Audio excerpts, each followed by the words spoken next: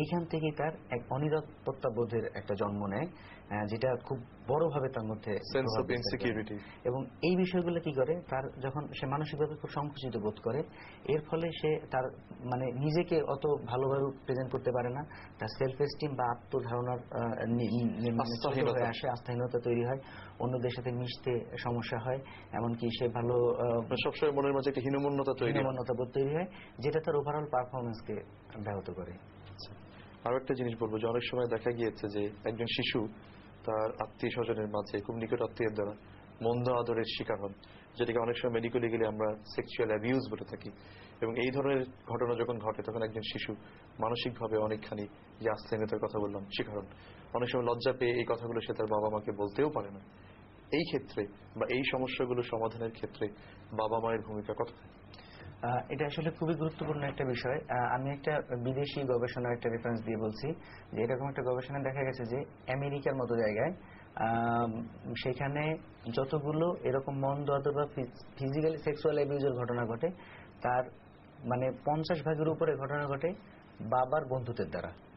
যদিও আমাদের এই দেশে বা আমাদের এইসব মানে অঞ্চলে বা আমাদের এই পাক ভারতীয় উপমহাদেশে এই বিষয়টা ওইভাবে না, তবে সাধারণত এই জিনিসগুলো দেখা দেয় খালাতো ভাই, মামাতো ভাই, চাচাতো ভাই বা এই ধরনের আত্মীয়দের দ্বারা। তো এবং এক্ষেত্রে আরেকটা জিনিস যেটা লক্ষণীয়, যে যেটা গবেষণা পাওয়া গেছে, যে এই ধরনের অ্যাবিউজের ঘটনা ছেলে মেয়ে উভয়ের ক্ষেত্রে ঘটতে পারে, তবে মেয়েদের ক্ষেত্রে ঘটার সম্ভাবনা ছেলেদের 3 গুণ। তো এই ক্ষেত্রে আসলে যেটা এর দুইটা জিনিস, একটা হলো যে গুরুত্বপূর্ণ হলো যে এর কারণে তার মধ্যে মানসিক এক নেতিবাচক প্রভাব, যেটা আসলে খুবই সুদূর প্রসারী হয়, বিশেষ করে অন্যদের প্রতি বা পুরো দুনিয়ার মানুষের প্রতি তার মধ্যে একটা অবিশ্বস্ততা তৈরি হয়।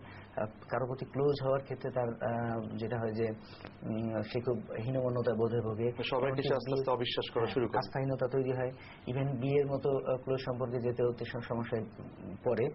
তো এক্ষেত্রে আসলে যে জিনিসগুলো খেয়াল করা দরকার, যে বাবা মাকে আসলে এই ওরিয়েন্টেশনটা দেওয়া দরকার। কারণ হচ্ছে যদি বাবা মা যদি বাচ্চা একটু বড় হতে যদি তাদেরকে এই বিষয়গুলো সম্পর্কে একটু ওয়াকিবহাল করে, তাহলে কিন্তু ওদের মধ্যে একটা শিক্ষা আসে। এবং একই সাথে যেসব আত্মীয় স্বজন বাসায় আসে তাদের কাছ থেকে তাকে দূরে রাখার একটা চেষ্টা করা, এবং এই গাইডেন্সটা খুবই দরকার। তাহলে যদি একদিক থেকে শিশু নিজের দিক থেকে বুঝতে পারে এবং একই সাথে বাবা মাও যদি ব্যবস্থা নেয়, তাহলে কিন্তু বাচ্চা এই ধরনের মানে কি বলবো যে অ্যাবিউজের শিকার থেকে মুক্ত থাকতে পারে, যেটা তার জন্য ওভারঅলি ভালো। সো বাবা মাকে আসলে এই ক্ষেত্রে এগিয়ে আসা দরকার এবং সন্তানদের সাথে খোলামেলা আলোচনার ভূমিকা নেওয়া প্রয়োজন।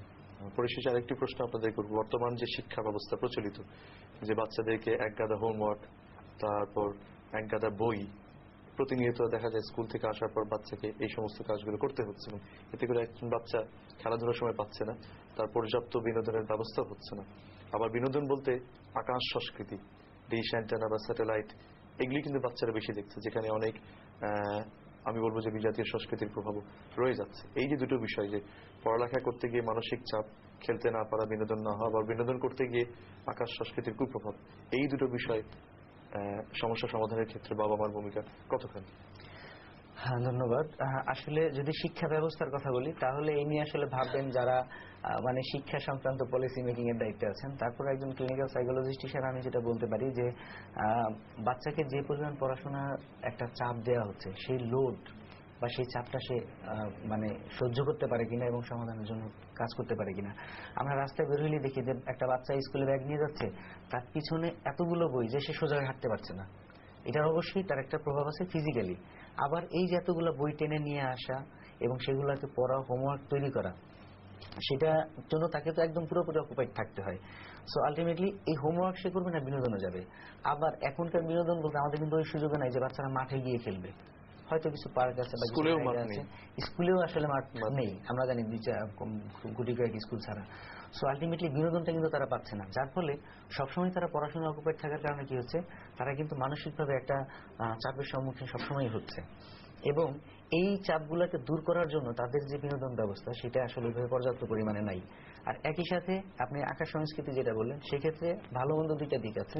যেমন এই ক্ষেত্রে আমরা যদি চিন্তা করি যে অন্যান্য দেশের কালচার সম্পর্কে তারা বুঝতে পারে, কার্টুন বাচ্চারা খুব পছন্দ করে, এর দ্বারাও কিন্তু ভেন্টিলেশন হয়। কিন্তু আবার এটাও আমরা জানি যে এটা খুবই সময় নষ্ট করে। বাচ্চাকে যেই সময়ের জন্য আসলে দেখা দরকার সেই সময় না হয়, তার চেয়ে বেশি সময় হয়। অনেক সময় এটা নিয়ে তারা বাবা মার সাথে ইভেন চিৎকার চেঁচামেচিও করে। সেই ক্ষেত্রে বাবা মা যদি তাদের টাইমটা বেঁধে দেয় এবং বিনোদনের জন্য তাদের যদি মাঝে মধ্যে বিশেষ করে ছুটির দিনগুলোতে একটু বাইরে খেলতে নেওয়া বেড়াতে নেওয়ার জন্য সুযোগ করে দেয়, তাহলে অবশ্যই সেটা ভালো ভূমিকা রাখবে। তবে অবশ্যই শিক্ষা ব্যবস্থার ক্ষেত্রে আমি বলবো যে আমাদের এই জন্য যারা বড় করে যারা দায়িত্বে আছেন না, তারা আসলে বিষয়গুলো খেয়াল করবেন। ধন্যবাদ মিজানুর রহমান খান এবং জাকিয়া আনাম, আপনাদের দুজনকে আমাদের মাঝে উপস্থিত থেকে শিশুর বিকাশে অভিভাবকের ভূমিকা এই বিষয়ে আমরা অনেক গুরুত্বপূর্ণ বক্তব্য আপনাদের কাছ থেকে শুনলাম এবং আপনি কাউন্সিলিং দিয়ে যাচ্ছেন এই বিষয়ে আপনার প্রতিষ্ঠানের মাধ্যমে, সে সম্পর্কে অবগত হলাম। তো আপনার দুজনকে আমাদের স্টুডিওতে থেকে এই বিষয়ে বক্তব্য রাখার জন্য এবং দর্শক শ্রোতার উদ্দেশ্যে মূল্যবান বিষয় সম্পর্কে বলার জন্য ধন্যবাদ জানাচ্ছি। প্রিয় দর্শক, যারা এতক্ষণ টিভি সেটের সামনে বসে থেকে আজকের অনুষ্ঠান দেখলেন, তাদের সবাইকে শুভেচ্ছা জানিয়ে অনুষ্ঠান শেষ করছি। ভালো থাকুন, সুস্থ থাকুন, সবাইকে ধন্যবাদ।